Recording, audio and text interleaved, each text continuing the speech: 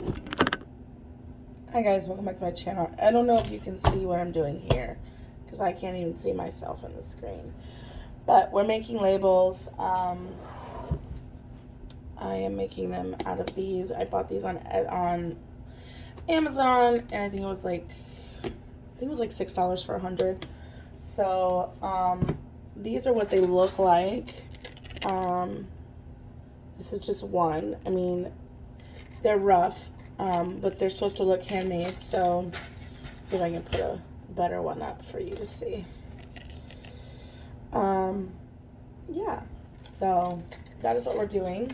I buy these tiny earrings in bulk off of resellers, and I get them for a really good price, and then I can sell them to you guys for also a really good price. It's $2.50 a pair. And then, of course, you can order them on my Etsy. I'm going to try to link it in this video if I can't. So let's get started.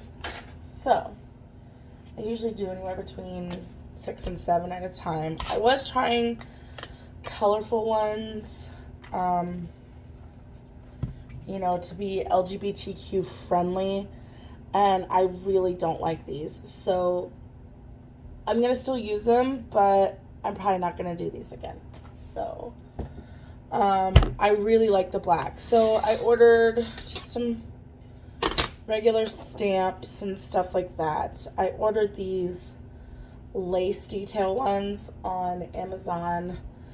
I don't know how to link yet, but once I figure it out, I'm going to link them below. But this is like a really pretty lace. And then, of course, there's this really pretty lace. I don't know if you can see that. And then I bought all of these tiny letters so I could stamp out my name. So we're gonna do this. So I usually just stamp. I do about 5 or 6, 7, maybe 10 at a time. And then that way I don't feel like I'm doing individual ones one at a time because it feels a lot less productive, to say the least. I'm working from my kitchen. It's a new background. If you're wondering, we moved to San Diego. So things have been really crazy for the last 9 months, which is the last time I uploaded a video. Or actually, no. I think Halloween was the last time I uploaded. Anyways, I did start a new Etsy, and we did do a channel name change, and that was only because I lost access to my old Etsy shop, and which really irritated me. I had a lot of revenue interests, which meant they would push my particular shop, but they had new updated guidelines for COVID, and it was going to cost me so much more to do shipping, and I wasn't allowed to update my shipping due to COVID, so they thought I was trying to defraud people, and basically shut down my shop. And so I had to create a new shop, and they wouldn't let me use my original name. So I thought, what's a good name that really represents me, who I am, who my company is, and Life Vintage. I do have actual vintage pieces, but these are pieces that they're not vintage, they're new, obviously, but I bought them to really, what's the word I'm going for? I bought them to kind of have a little bit of everything. So my plan is to eventually get into like clothing and furniture, but right now it's just like decor pieces and jewelry and things like that. And I do have individual jewelry pieces that I have found at thrift stores that I either liked or whatever, and And I wear them for a while, and then when I stop wearing them, I put them up on my shop. So we have a new Instagram. It's I will have my handle down below, so you can go check that out. So yeah, now that we've done quite a bit of these, which is more than I usually do at one time, I got distracted by talking to you. So now I am going to start stamping them with my name. So I was doing Life of Vintage, but it's taking so long. So what I've been doing is I'm doing LV, so Life Vintage. I was putting these little flower pots, but they're really hard to use, and the stamps are really difficult. They don't cooperate. So I do LV on each. I do an L on each one, and then I go to the next letter and the next letter. And to some people that might seem tedious, but it works for me. So, and I can get about 3 stamps before I have to stamp back on my ink pad again. Not that you care. So let's talk little life update. Little life update. We did move to San Diego, which in the middle of a pandemic is really, really difficult. And also, you know, we packed our car and my son, who is 2 now, and our 2 huskies, all into one vehicle. And let me tell you something, that was not an easy feat. Also, it became very challenging and very difficult to find hotels that would allow dogs, especially during a pandemic. So it was very difficult, but we managed and we got here, and I think our stuff came like 2 weeks later. The military moved us, so, yeah. So that's that, and, let's see. I started doing like Instacart and stuff like that to kind of make ends meet. But I feel like Instacart is incredibly unfair with what they charge their shoppers. So,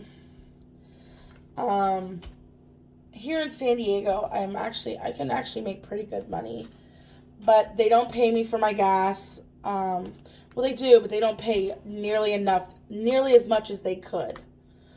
I mean, I think that's like, they charge like 75 cents a mile when it costs us like a crap ton more. It is $3.88 here for gas. They should be charging us at least $1.75, if not more, for our gas, especially because in San Diego everything is so spread out.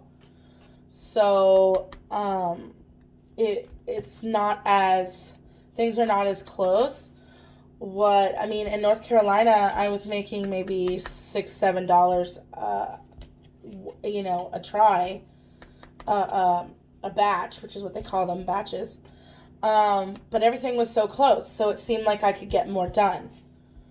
But here, they do like 2 or 3 batches at one time, which is very difficult for me to keep up with. Let me tell you, it's not easy. It's actually quite annoying to try to keep up with the batches. And then my mom actually does it as well, and there was an instant where she got the batches mixed up and dropped off the wrong food at the wrong address. And this dude, like, freaking refused to give the food back, was like, oh, I threw it out. Like, and my mom was telling me how there was, like, fruits and vegetables, fresh meat, dates. There were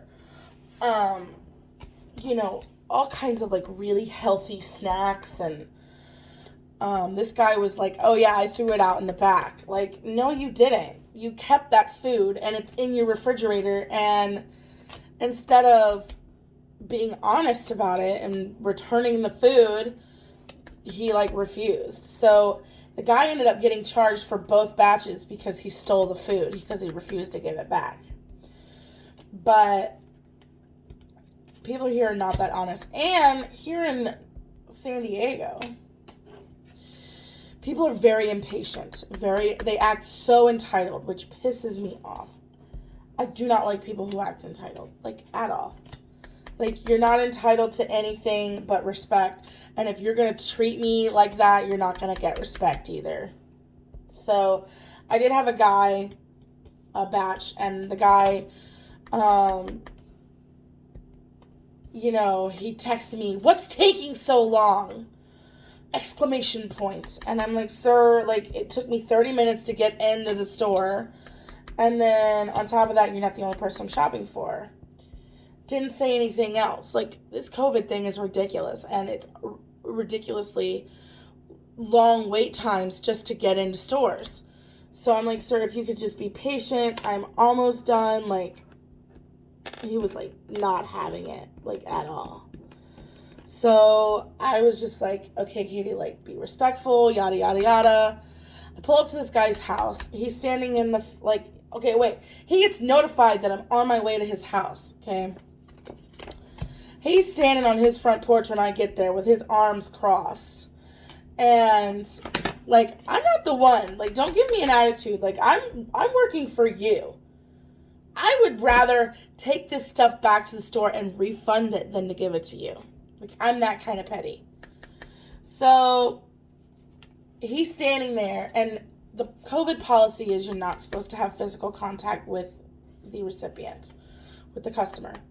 So, I put the food at the bottom of the steps, and I took a picture, and I walked away, and he was like, "Are you that petty? Are you that much of a piece of trash that you can't hand me my groceries?" And I'm like, my policy states that I'm not allowed to touch you. I'm not allowed to come near you. I'm not even allowed to come within 6 feet of you.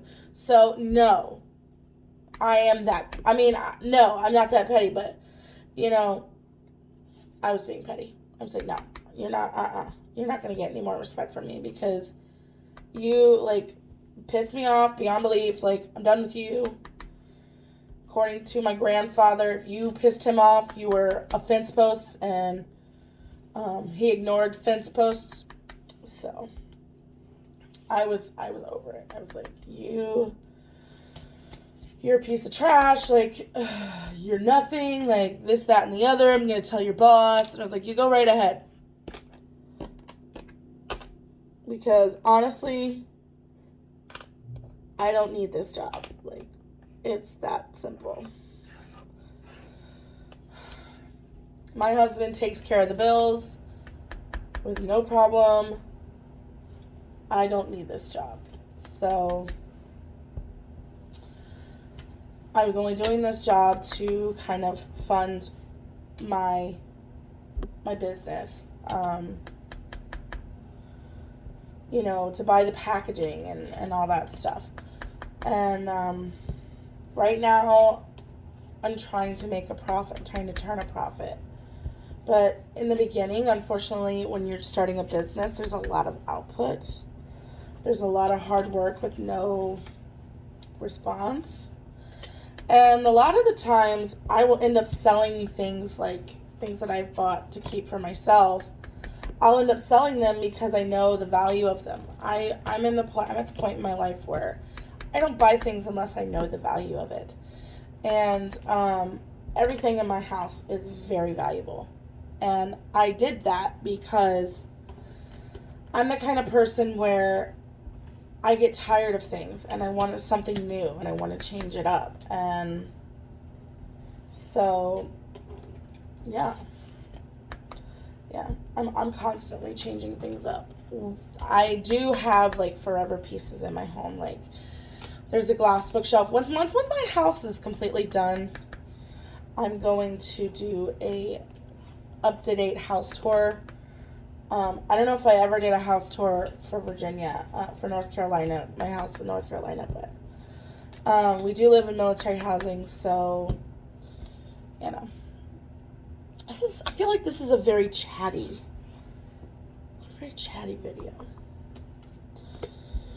Anyways, so I just wanted to give a life update because I'm usually very inconsistent when it comes to things like this. And I'm trying to be more consistent because the best thing to do in starting a business is being very productive. And unfortunately, with my crippling depression, I'm just kidding. I have clinical depression, so when I'm on my meds, I'm good. But when I'm not on my meds, I'm bad.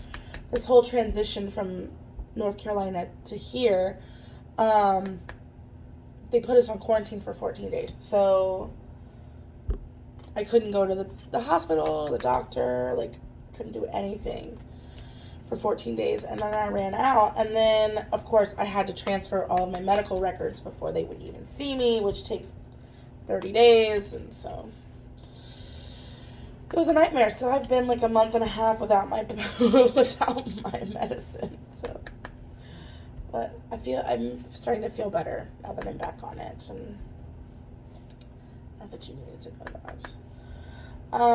I have been getting a lot of questions on Instagram about when are you going to have another baby. My husband and I are not thinking about that. I mean, we are, but not right this minute.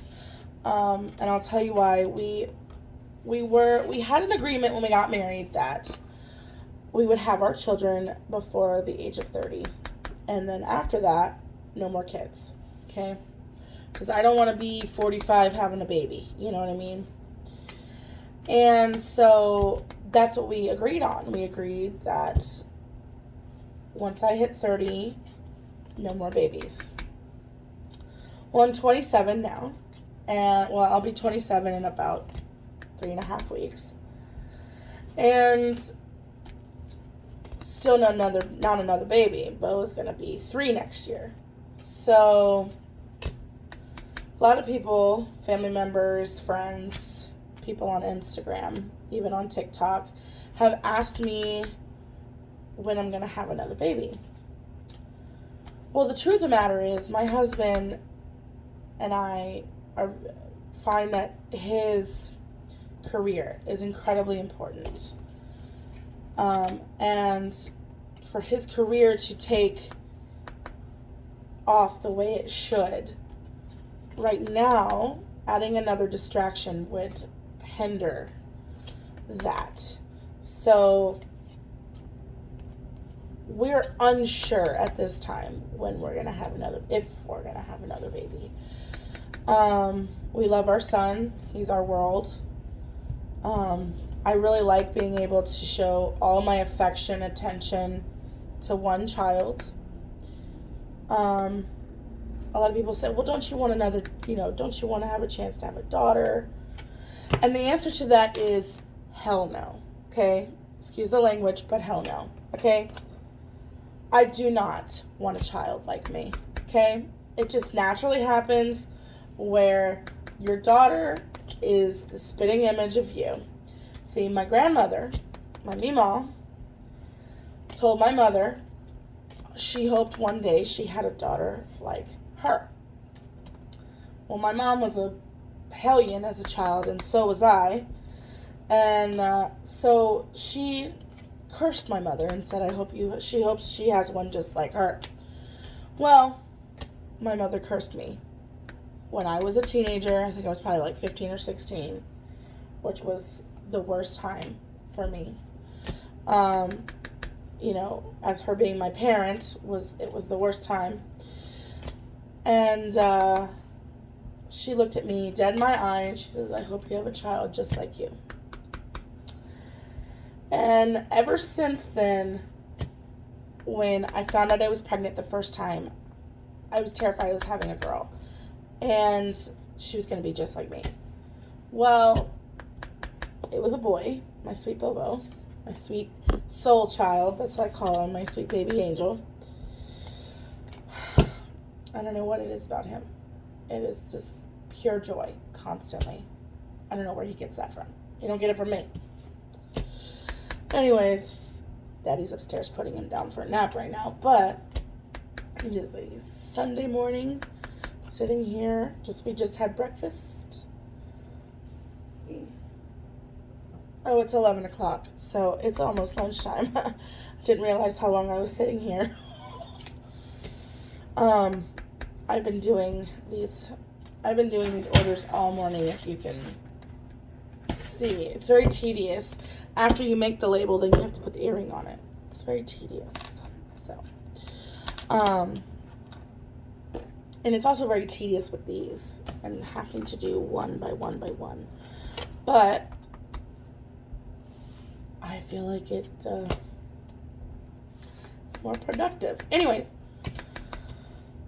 so no, we're not going to have another one for right now. Unless she happens by accident, which is what happened with Bo. He wasn't an accident, actually. He was a marvel in the universe, because I was on birth control, depression medication, and anxiety medication, and those three together make it damn near impossible to get pregnant. So when they found out I was pregnant on birth control, I mean, obviously I stopped taking birth control right away, but they were like, I don't know how that's possible that you got pregnant. Well, I did. So I always tell myself, Bo was meant to be here, and now I know why he was meant to be here. He saved my life. If it weren't for Bo, I'm going to be really honest with you right now, I would have been gone years ago. I would have been gone 2 years ago. I was at my breaking point. I was at my lowest. I was just, everything was just out of control. I couldn't function. And I was hospitalized. And when I got out of the hospital, they wanted me to start on medication right away. They said they didn't feel like it was necessary for me to be in the hospital, but they thought it was necessary for me to be on medication. And I went on medication right away. Well, no, I didn't actually get on medication right away. That's when I found out I was pregnant. They did blood work, make sure I wasn't pregnant, And they said, well, because you're pregnant and it's such early stage, we can't start you on your depression medication, which was terrifying because I was in so much agony every day because I couldn't have my medication. But about 4 months in, they started me on my medication. And even though the medication was working, I was still seriously depressed. It was bad. It was just bad. All around bad. And when he was born, because I was seriously thinking about, once he was born, to leave my family. That's the kind of state I was in. I was going to leave my family behind because they were better off without me. And he was born. And I looked in his eyes, and I knew that it didn't matter what I had to do or how much hard work I had to put into it. I was going to be alive for my son. So I was.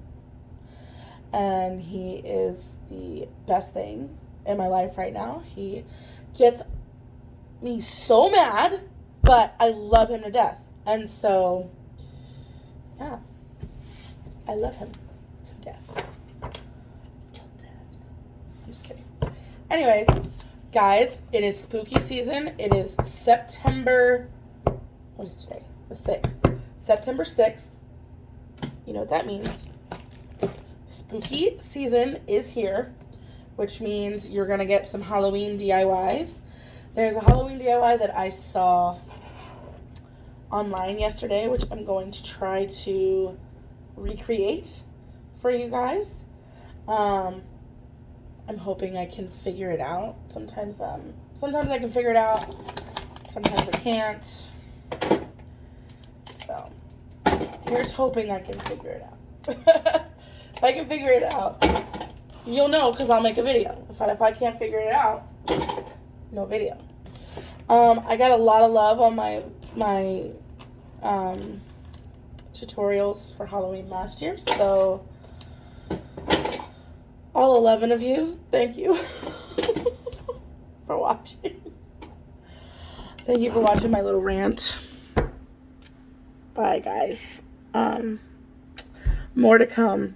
I know I've been very inconsistent, but there's more coming, so stay tuned. Bye, guys.